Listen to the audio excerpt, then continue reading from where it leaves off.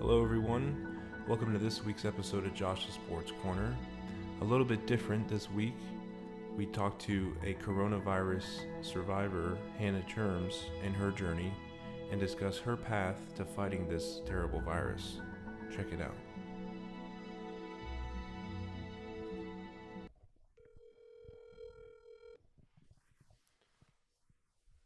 Hello.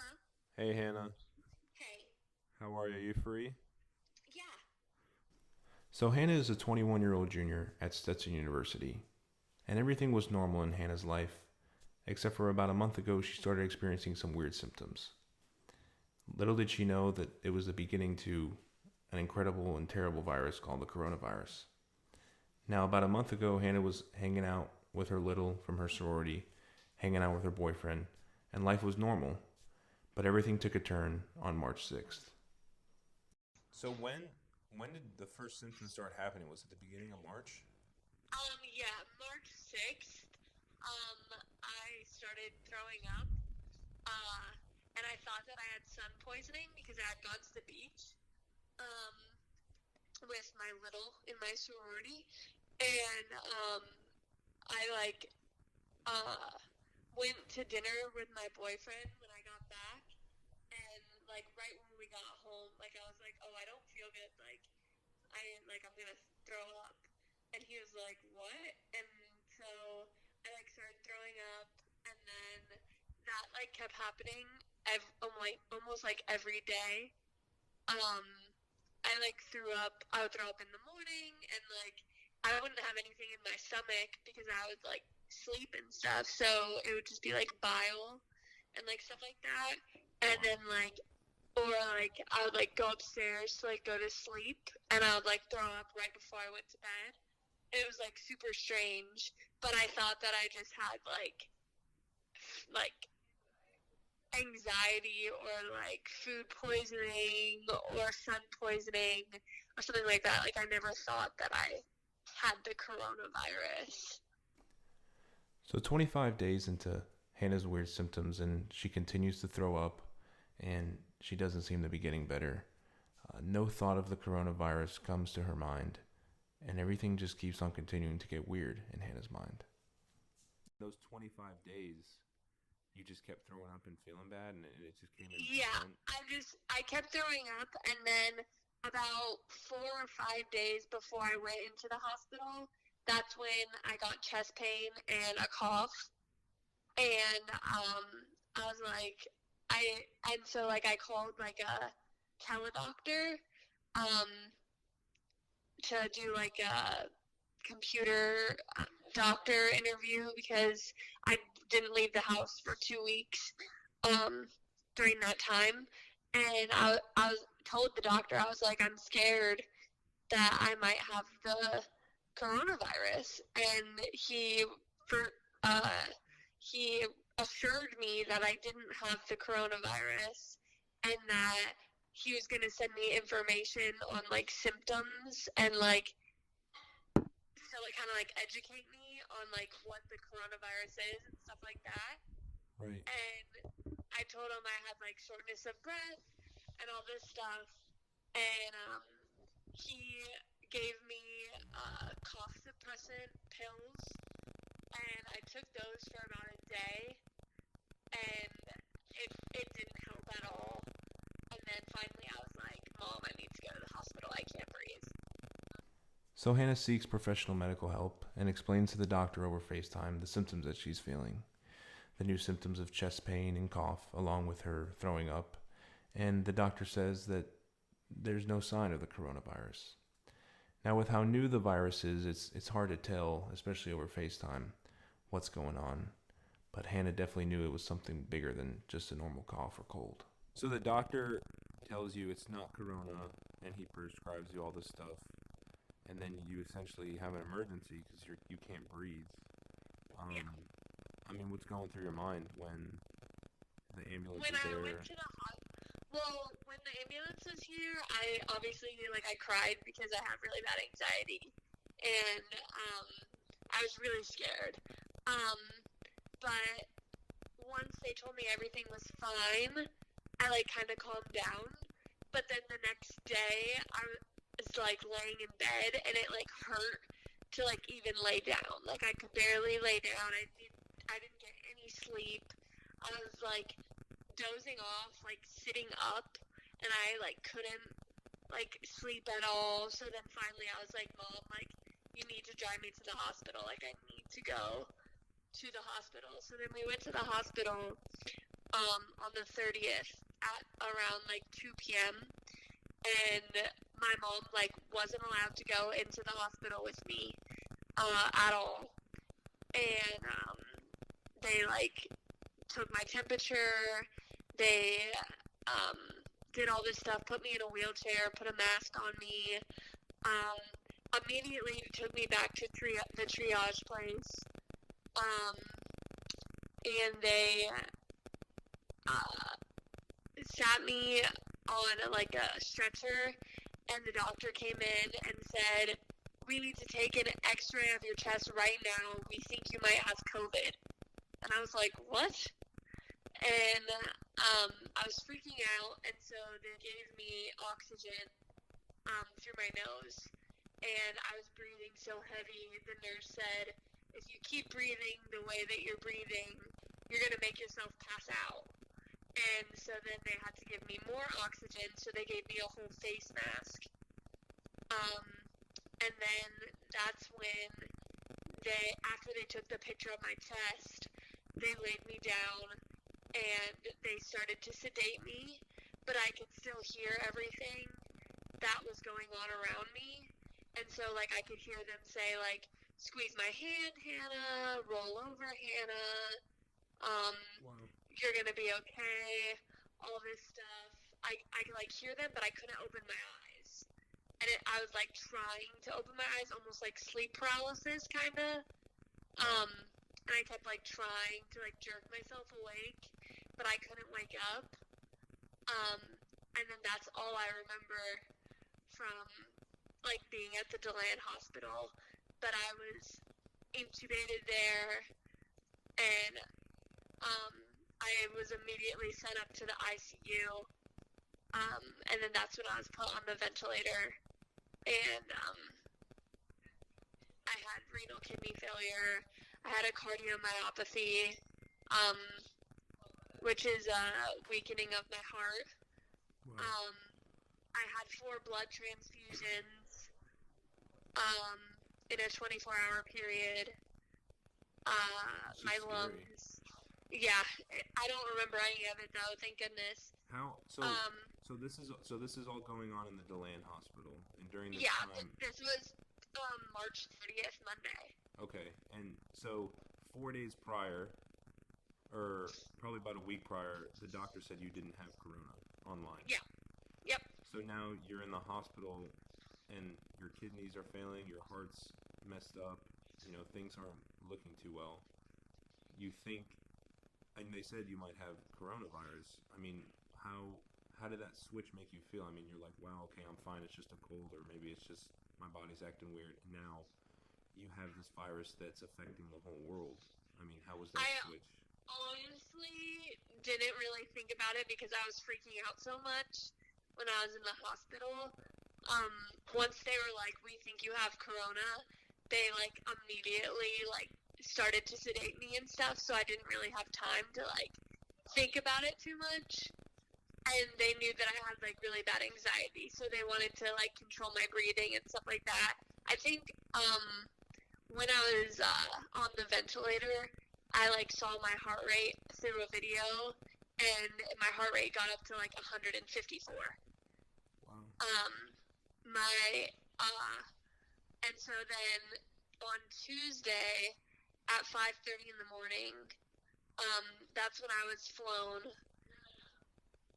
Oh, actually, 5:30 in the morning is when they called my parents and said I was, like, stable, but I tested positive for coronavirus. Wow. And so then I was the first positive COVID victim to be in the ICU ER at Advent Health DeLand. That's crazy. So you're 20 years old or 21? I'm 20.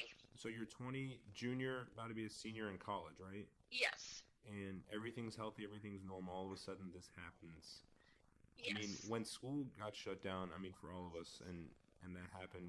Did you ever think that you would get the coronavirus? And Um, I'm a hypochondriac, so I always like kind of thought I was like, oh, I'm gonna get the coronavirus. I'm gonna get the coronavirus. I'm gonna be one of the people to get the coronavirus. But like my boyfriend was like, no, you're not. Like, shut up. You're not gonna get the coronavirus. Stuff like that. Like I didn't think like, oh my god, I'm actually gonna get it. But then I did. wow. So you're flown over to more of an urgent care hospital. Yeah, I got flown to Advent Health Orlando, and I remained in the ICU there. And then how long? So it's April 18th today. So you just got out 2 days ago, correct? Or 3? Yes, 2 days ago. So you were there for almost 17 days. 17 days. Wow. Yep. And in that time, I mean, were your symptoms worse, or? Well, I was on the ventilator in the ICU until Friday morning. I don't remember any of it. I was asleep. For most of it? It was, yeah, the ventilator was breathing for me. And I when I woke up on Friday, I was calling people, and they had to take away my phone because I was so sedated that I don't remember any of it. But on Saturday, when I got my phone back, I texted my boyfriend and I was like, hey, I'm in the hospital. And he was like, I know, I'm glad you're awake. And I was like, what are you talking about? And I looked at through our text messages, and I noticed that the last time I had texted him was Monday. Well, and I was like, oh my god, I've been asleep since Monday. Yeah, so you were essentially in a coma, basically. Yes, I was. Wow. So at any point, I mean, when you were, I guess, coherent or awake, I mean, was there any thought in your mind well, I could die, or Yes, 100. I actually asked one of the ICU nurses if I was going to die, and she told me no. Obviously, I mean, I don't think that she would tell me yes, but I don't remember asking her at all. But she came down and talked to me once I was out of the ICU, and was like, "Hi, I'm the nurse that you asked if you were going to die." Wow. So, when did you start coming over the other side of this? I mean, you're in the major ICU for 17 days, coma for about a week. I was in the ICU till Saturday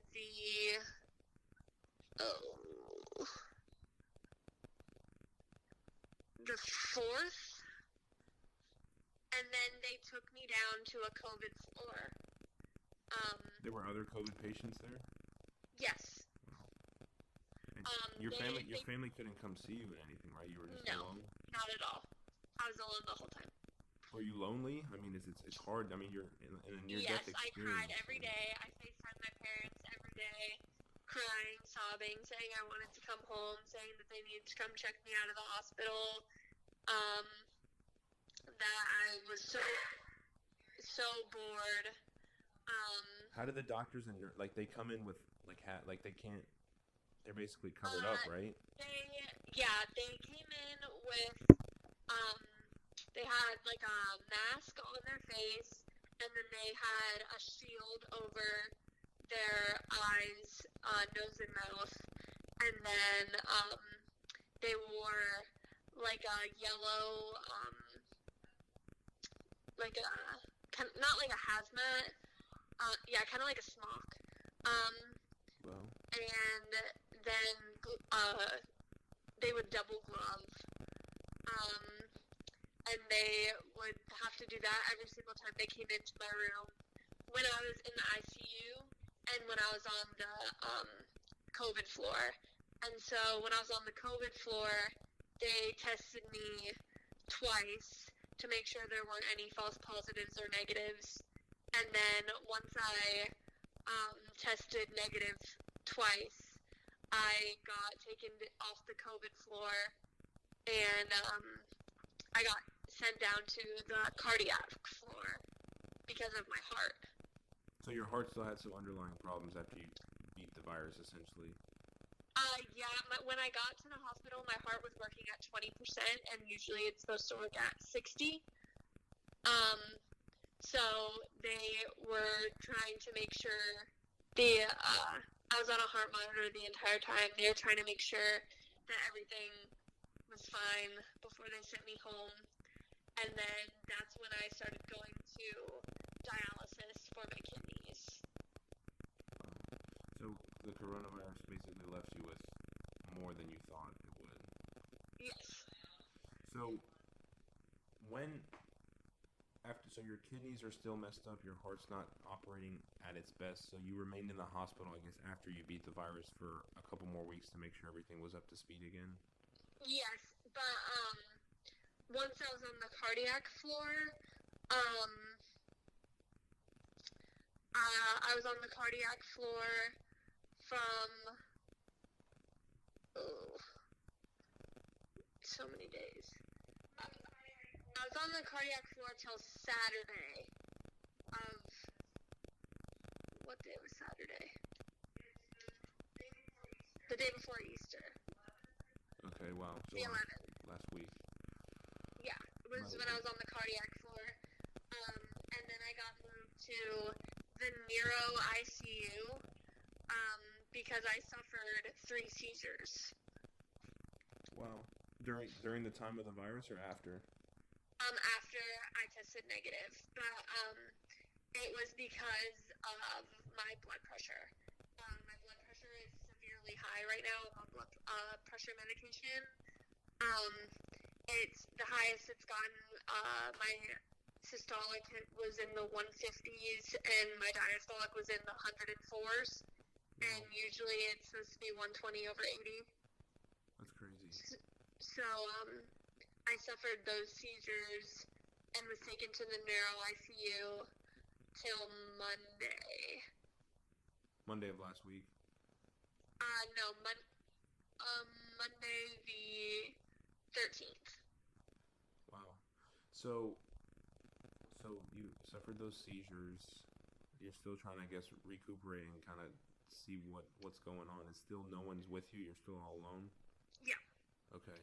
So when do you start feeling better and feeling yourself? I mean, do you even still feel yourself right now? Or? I feel myself right now, but I still don't feel like 100% better. Like, right now I have a permanent, but it's called a permanent, but it's temporary.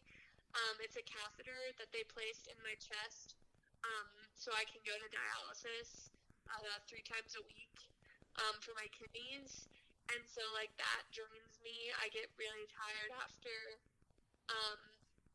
and like it hurts because it's just this like tube protruding out of my chest, basically. It's really gross, but So this, I mean, I feel like a lot of people our age or younger think that we're invincible and the virus can't touch us. I mean, you've experienced it firsthand. You beat it, which shows a lot of bravery and courage from you. What would you say to people our age or even that are younger, that are maybe not social distancing or just kind of not taking this lightly? Stay home. I even social distance myself before I even knew that I had it at all. And so I was quarantined for 2 weeks, and I have no idea how I got it or anything. And both of my parents tested negative. My boyfriend didn't have any symptoms, so like it's very confusing, like how I got it and stuff like that. So I just encourage everyone to stay home and to just wait it out. It'll eventually be over, I hope. They think the nurses told me that they think it's going to come back in the fall. Right, because there's no vaccine or anything yet. Right, yeah. And yeah, that's nuts. I mean, how do you feel? I mean, you essentially beat this pandemic and this virus that's killing thousands of people a day, and I mean, thank God that I'm you beat it. scared that I'm gonna get it again. Um, at any given moment, it's eating me alive. That I feel like Did they say that's I'm a gonna. possibility, the relapse? They have no idea if you can get it again or not. So it worries me. I feel like I'm just worried that my kidneys aren't gonna get better. That's like the biggest scare for me and stuff like that. Right.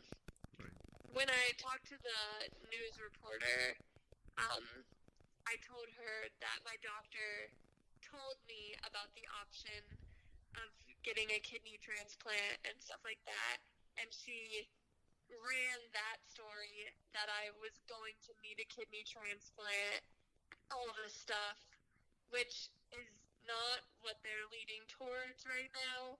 They're leaning towards my kidneys getting healthier and a full recovery to happen. So hopefully. But, like I said, I'm not opposed to getting a kidney transplant if my kidneys don't recover after dialysis. Yeah. No, I mean, I definitely hope that they're on the road to recovery and that everything gets back to normal. I mean, I'm sure the last few months have been just insane trying to stay alive. Yeah. How have your parents been through all this? I mean, I'm sure a whirlwind of emotion for them. They were really upset, obviously, like not being able to see me for 17 days, not being able to talk to me while I was in a coma, um, and just basically crying every day. How happy were you And to see praying. them? How happy were you to see So them when you happy. saw them? When my mom came to pick me up from the hospital, the day that I found out that I was able to come home, I FaceTimed her, and the only thing that I said when she answered the phone, I was like, "Are you ready to come get me?" And I was like, "Come get me." Right. And she was like, "Okay, I'm on my way." And so, she got there, and I had to like wait for all my medications to be like sent down and all this stuff. So like it was like hard knowing that she was like downstairs, and like I was like so close to seeing her, but like I couldn't yet. And then once they like wheeled me down in the wheelchair, she had to like wait outside, and I like came through the doors, and like we both just started crying, and it was really cool because I missed her so much. For sure. That's amazing that you beat this terrible virus, and I mean it's just like I said, a lot of courage and bravery from you. Thank you so much. Yeah. Is there anything else that you wanted to say, or to anyone that may encounter the virus, or just staying in quarantine? Stay strong. Wash your hands. Right. Have faith. Pray. So Hannah ultimately defeats the coronavirus and prevails, and is currently at home in DeLand with her family and friends, enjoying time away from hospital beds and ventilators. She's currently feeling a lot better and is in the right direction to being 100%. Special thanks to Hannah for sharing with me her experiences in defeating the coronavirus and for telling me her story. And thanks for you guys for checking in on this week's episode of Josh's Sports Corner. I hope to see you guys next week. See you later.